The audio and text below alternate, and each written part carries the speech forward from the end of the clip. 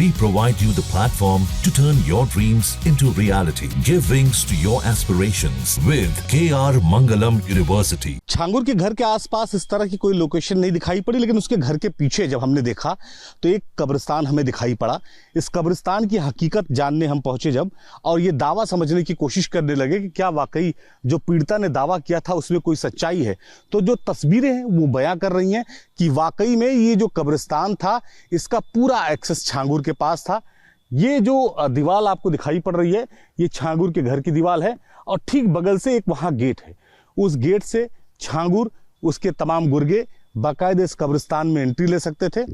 और यही नहीं, इस कब्रिस्तान की बाउंड्री वॉल वो कराई जा रही है। बाउंड्री वॉल के जरिए इसे कवर करने की कोशिश की जा रही है ताकि इसमें आम लोगों का शायद प्रवेश ना हो पाए। यही मकसद कम से कम छांगुर और उसके गुर्गों का रहा होगा।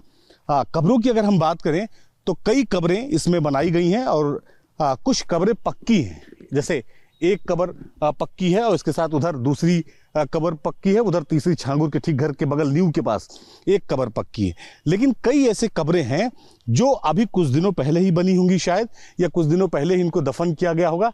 इसमें कौन है, कहाँ से आया है, किसको दफन किया गया है, इसकी कोई जानकारी नहीं लिखी गई है। आमतौर पर जिस बगल में जो कब्र है उसको देखकर ये अंदाज़ा लगाया सकता है कि जब भी इस्लामिक कल्चर में किसी का अंतिम संस्कार किया जाता है, किसी को दफन किया जाता है, तो बाकायदे एक नेम पट्टिका लगाई जाती है उसकी कब्र पे कि आखिर वो कब पैदा हुआ और कब जो है उसकी मृत्यु हुई, और उसके घर और परिवार का क्या पता है। तो इस तरह की जो है वो लगाई जाती है नेम प्लेट। उसके साथ ही कब्र को जो है वो उस पर स्ट्रक्चर भी एक बना दिया था कि लोगों को ये महसूस हो कि कब्र है। तो ऐसी बहुत सारी छोटे छोटे स्ट्रक्चर, चूँकि घास यहाँ पर बहुत ज़्यादा उगाई है, तो ये देखकर लग रहा है कि यहाँ पर ज़रूर किसी न किसी को दफन किया गया होगा। और इसके साथ ही अगर हम बात करें तो लेकिन इस पर किसी का नाम नहीं लिखा गया। जैसे ये देखिए, एक ताज़ा मिट्टी है, लग रहा है मुश्किल से 10-15 दिन, 1 महीने या 2 महीने पहले इसमें किसी की कब्र बनाई गई होगी, किसी को दफनाया गया होगा। मिट्टी ताजी है, भुरभुरी है, इसको देखकर भी अंदाज़ा लगा सकते हैं कि बाकायदे हाथ से निकल जा रही मिट्टी। तो ये जो तस्वीर है। दूसरी तरफ आप ये बाउंड्री वॉल देखिए, ये जो बाउंड्री वॉल है इसी के ठीक बगल कॉर्नर में जो है वो गेट है जिससे एक्सेस बाकायदे इस कब्रिस्तान में लिया जा सकता है। एक कब्र यहाँ भी है, इस पर भी कोई नाम पता नहीं लिखा है। लग रहा है कि कुछ दिनों पहले ही, महीने 2 महीने पहले ही इसमें किसी को दफन किया गया था। एक बार पूरी तस्वीर फिर हम आपको दिखाते हैं कि किस तरह से ये पूरी बाउंड्री वॉल जो है छांगुर के घर के आसपास से ही सटी हुई है।